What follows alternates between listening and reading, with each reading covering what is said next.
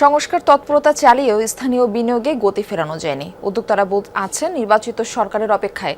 বলছেন রাজনৈতিক স্থিতিশীলতা আর জ্বালানি নিরাপত্তা ছাড়া লগ্নি করার কথা কেউ ভাবছেন না। পাশাপাশি ব্যাংক ঋণের উচ্চ সুদ হারের লাগামও টেনে ধরতে হবে। নির্মাণ কাজেও আমি বেছে নেই CSRM TMT 500W, committed for better still। দেশের অর্থনীতির হৃৎপিণ্ড বলা হয় বিনিয়োগকে, যার প্রাথমিক যাত্রা শুরু হয় বাংলাদেশ বিনিয়োগ উন্নয়ন কর্তৃপক্ষ বা বিডার নিবন্ধনের মধ্য দিয়ে। গত অর্থ বছরের চিত্রটা বেশ মলিন। গেল অর্থ বছরের মোট ৬৬,০৫৭ কোটি টাকার বিনিয়োগ প্রস্তাব বিশ্লেষণ করলে দেখা যায় এর বড় অংশই দেশি উদ্যোক্তাদের, যার পরিমাণ ৫২,০৩৫ কোটি টাকা। এর আগে ২০২৩-২৪ অর্থ বছরে দেশীয় বিনিয়োগ প্রস্তাব ছিল ৯৫,৯৫৪ কোটি টাকার, বাস্তবায়ন হয়েছে ৩১%।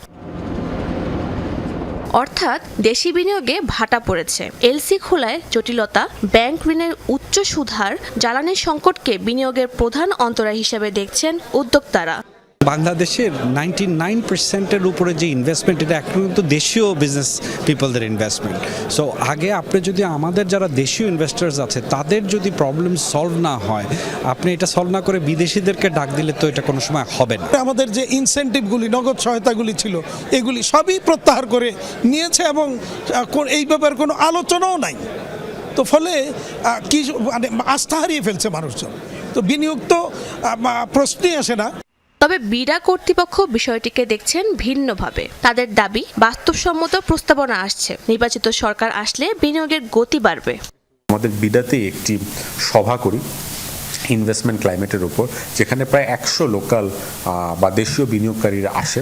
আমাদের উদ্দেশ্যই ছিল আমরা ওই যে 32টি কার্যক্রমের কথা বললাম, সেই 32টি কার্যক্রম সম্পর্কে সবাইকে জানাতে এবং অ্যাট দ্য সেম টাইম 2026 সালে আমাদের বিনিয়োগ পরিবেশটাকে আরও ইমপ্রুভ করতে কি কি কাজ করা লাগবে সেটা নিয়ে ওদের থেকে ইনপুট নেওয়ার জন্য।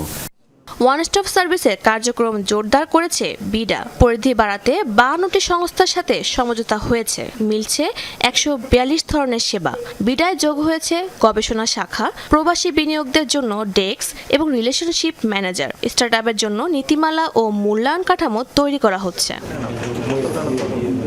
শাহজিন অন্তরা, যমুনা নিউজ, ঢাকা।